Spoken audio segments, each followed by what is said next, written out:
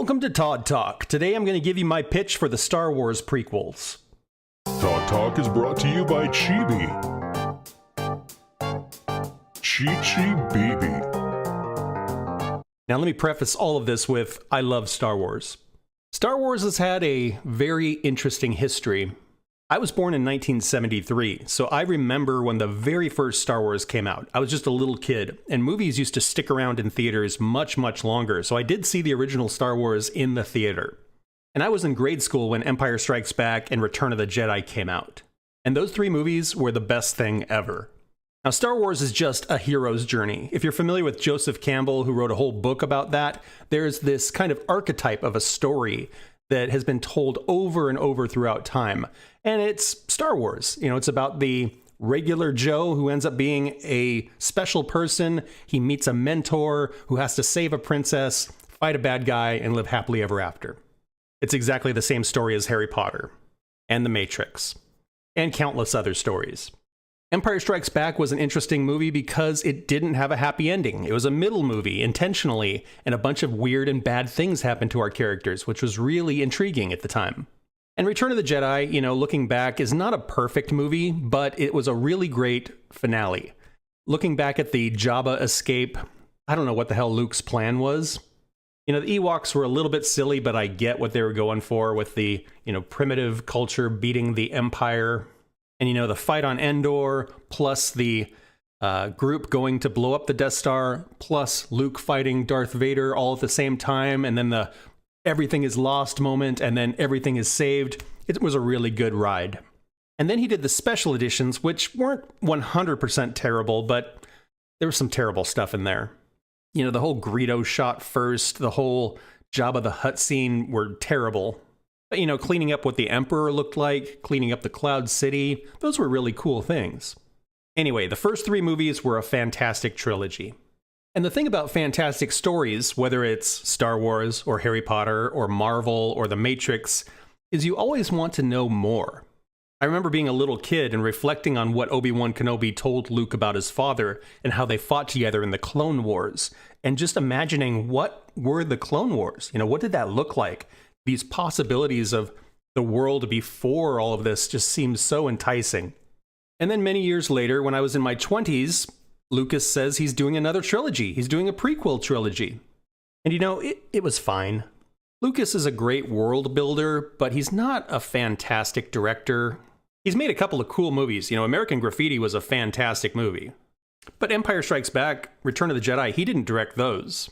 So anyway, Lucas is releasing another trilogy. It's going to be a prequel trilogy. And I'm pretty excited. You know, we're going to get to see, where did Darth Vader come from? What did the Jedi look like before all of this? What were the Clone Wars? And there was some cool stuff, but it was kind of a convoluted story. The romance between Anakin and Padme was pretty flat, and it could have been so much better. And I know a lot of millennials love the prequel trilogy, and I get it, because you were young when it came out. Same way I was young when the first trilogy came out. Adults at the time were probably looking at Ewoks and going, oh gosh, this is stupid. And I remember not liking C-3PO. He was obnoxious and annoying. When I saw the prequel trilogy, Jar Jar was inexcusable, but a lot of kids liked it. And that's the problem with this kind of stuff is it's for kids. But the kids grow up and they want grown-up stuff. And somehow, Rogue One, The Mandalorian, Andor, that is grown-up Star Wars. Somehow they have captured that, and good for them. But that prequel trilogy and that sequel trilogy kind of missed the mark for everybody. Now, the sequel trilogy is a terrible trilogy. They're not all terrible movies. There's really great movies in that trilogy, but they clearly had no plan on how to wrap that thing up. But we'll talk about that another time. Back to the prequel trilogy. So the prequel trilogy, if we just disregard everything, and let's say they came to Todd and said, hey Todd, we want you to write the prequels, episode 1, 2, and 3 for the Star Wars Skywalker saga, what would I do? Well, I'll tell you what I would do.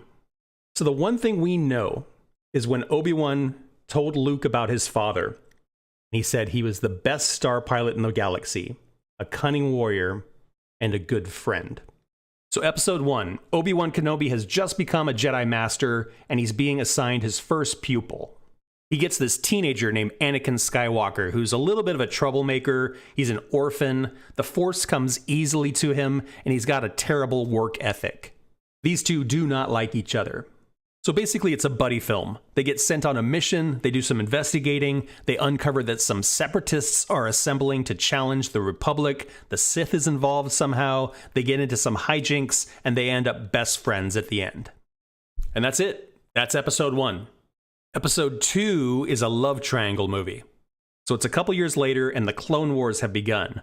One of the separatists, a Mandalorian named Jango, has cloned himself many times and assembled an army to challenge the Republic. So then a woman who is exactly the same age as Anakin gets between him and Obi-Wan. Now this particular woman is named Padme, and she happens to be a senator, and she's a little bit of a troublemaker. All of the senators are kind of celebrities, and they're all rich, and they're all a little bit corrupt. Now, the Jedi are supposed to basically be monks. They are sworn to protect and keep the peace in the Republic. So at this point in the Clone Wars, all of the Jedi are mobilized and in warrior mode and protecting the Republic. Lots of Jedi on Jango fighting. But Anakin kind of has his eye on Padme, and they start spending some time together. Now, Padme thinks this one senator is really influential and amazing. This guy Palpatine is going to be a big deal someday. So Anakin goes out of his way to meet Palpatine, and they start hanging out together, and Anakin starts acting more and more like Palpatine. So at one point in the Clone Wars climactic battle, Obi-Wan really needs Anakin's help, and Anakin doesn't show up. He goes with Bail Organa and Padme and Palpatine and does whatever senators do.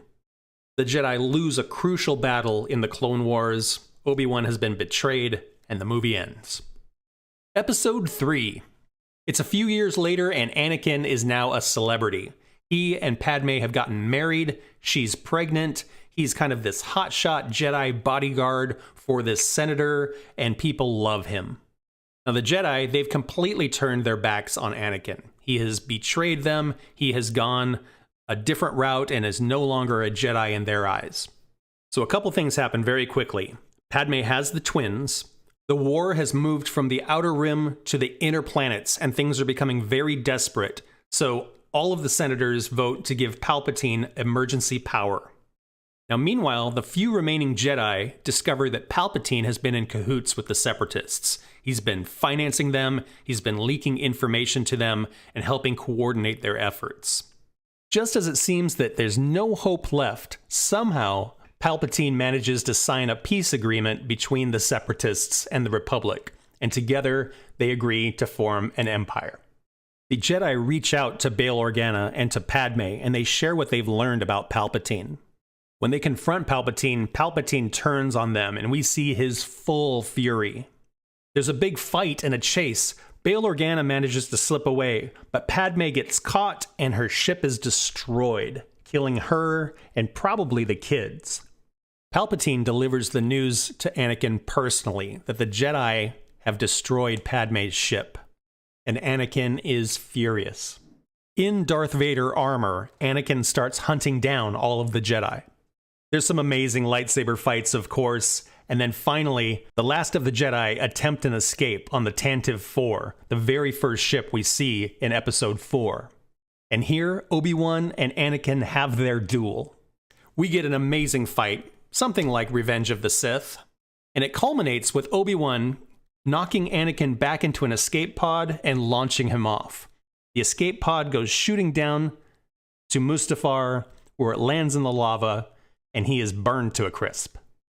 Palpatine finds him and basically resurrects him, adds the breathing mask to the suit, and Darth Vader, as we know him, is born. At the end, we learn that Bail Organa actually had the twins, and he and Obi-Wan split them up as not to raise suspicion, and the seeds of the rebellion are sown. And that's how I do it. You know, it's a lot of the same beats, really, but the story could have been so much more compelling. Anyway, let me know what you think. Leave me a comment, let me know what you like, let me know what you would change. And maybe in another Todd Talk, I'll tell you what I would have done with the Book of Boba Fett.